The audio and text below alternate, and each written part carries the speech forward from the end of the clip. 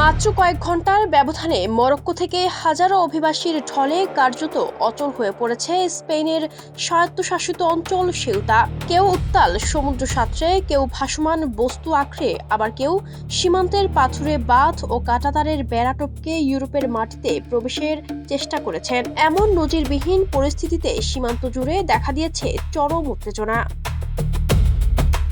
বৃহস্পতিবার ঘটে যাওয়া এই ঘটনায় স্থানীয় পুলিশ প্রথমে পরিস্থিতি নিয়ন্ত্রণে হিমশিম খায়। পরে স্পেন সরকার অতিরিক্ত নিরাপত্তা বাহিনী ও সামরিক সদস্য মোতায়েনের সিদ্ধান্ত নেয়। একই সঙ্গে সেউতার প্রশাসন কেন্দ্রীয় সরকারের কাছে জাতীয় জরুরি অবস্থা ঘোষণার দাবি জানিয়েছে। রয়টার্সের প্রতিবেদনে বলা হয়েছে, স্থানীয় স্প্যানিশ টেলিভিশনের তথ্য অনুযায়ী কয়েক ঘন্টার মধ্যেই প্রায় 2 থেকে 3 হাজার অভিবাসী সেউতায় প্রবেশ করেছেন, যদিও এই সংখ্যা স্বাধীনভাবে নিশ্চিত করা যায়নি। অভিবাসীদের বড় একটি অংশ সমুদ্রপথে সেউতায় পৌঁছানোর চেষ্টা করেন।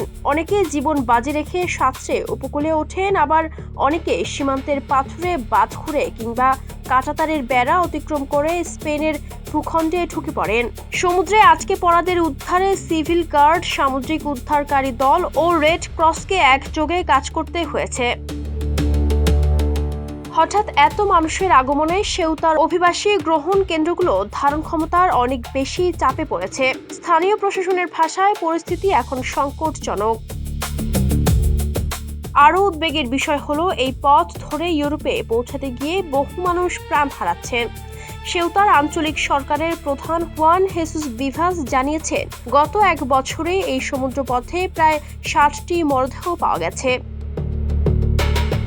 পরিস্থিতি মোকাবিলায় স্পেনের প্রধানমন্ত্রী পেদ্রো সানচেজের সেউতা সফরের ঘোষণা দেওয়া হয়েছে। উল্লেখ্য, আফ্রিকার ভূখণ্ডে অবস্থিত সেউতা স্পেনের একটি স্বায়ত্তশাসিত শহর এবং ইউরোপীয় ইউনিয়নের আফ্রিকার সঙ্গে থাকা গুরুত্বপূর্ণ স্থল সীমান্তগুলোর একটি।